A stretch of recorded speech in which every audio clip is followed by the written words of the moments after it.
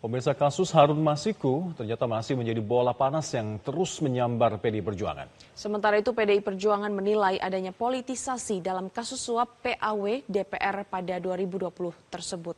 Mungkinkah ini dilakukan sidang absensia dalam kasus Harun Masiku?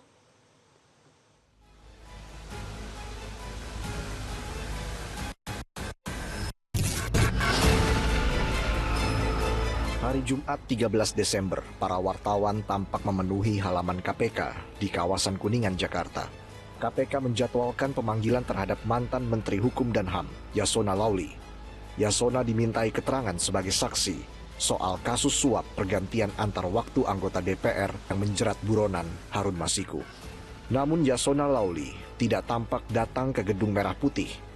Juru bicara KPK Tessa Mahardika Sugiarto mengonfirmasi bahwa Yasona tidak datang karena ada urusan penting dan meminta pemeriksaannya dijadwalkan ulang.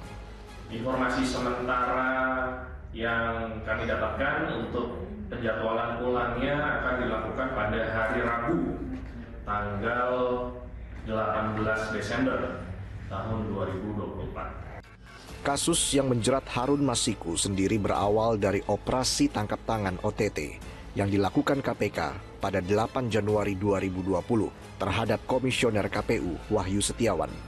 Pada 9 Januari 2020, KPK menetapkan 4 orang sebagai tersangka, yaitu Komisioner KPU Wahyu Setiawan, kemudian Agustiani Tio Fridelina yang merupakan orang kepercayaan Wahyu Setiawan, keduanya sebagai penerima suap. Lalu tersangka pemberi suap adalah Harun Masiku, calon anggota legislatif dari PDIP, dan Saiful swasta. Dari 4 orang itu, hanya Harun Masiku yang tidak ikut diamankan KPK. Keberadaan Harun Masiku pun menjadi misteri. Pada Januari 2020, Firly Bahuri yang saat itu menjabat ketua KPK menyatakan Harun sudah masuk daftar pencarian orang atau DPO. Pada Juli 2021, Interpol juga menerbitkan red notice terhadap Harun Masiku. Lama tak terdengar, kasus ini kembali dibuka KPK. Di antaranya, KPK telah beberapa kali memanggil Sekretaris Jenderal PDIP Hasto Kristianto untuk memberikan keterangan sebagai saksi. Dan yang terbaru, KPK memanggil politisi PDIP yang juga mantan Menkumham, Yasona Lauli. Ketua Umum PDI Perjuangan Megawati Soekarno Putri angkat bicara mengenai kasus Harun Masiku. Megawati mengungkapkan keprihatinannya terhadap penyidikan kasus suap yang melibatkan mantan kader partainya Harun Masiku oleh Komisi Pemberantasan Korupsi. Megawati mengatakan, jika sampai ada anak buahnya yang ditangkap, dirinya akan mendatangi orang yang menangkapnya. Hal tersebut ia ungkapkan sebagai bentuk tanggung jawabnya sebagai ketua umum. Emangnya terus mau ditangkap? Saya bilang kok sama anak buah aku, gak usah takut. Kalau kalian ditangkap aku datang kok. Loh iyalah, masa hanya perlu dengan saya, dirimu juga harus berani dong. Demi apa? Bangsa dan negara. Juru bicara PDI Perjuangan Aryo Seno Bagaskoro menjelaskan soal suasana kebatinan dari pernyataan Megawati tersebut. Ia menenggarai ada politisasi dalam kasus Harun Masiku. Jadi prinsipnya sebenarnya pidato itu kan satu rangkaian utuh. Dan itu disampaikan melihat situasi kebatinan yang terjadi setidaknya 1 tahun terakhir dalam menyikapi dinamika politik di Indonesia.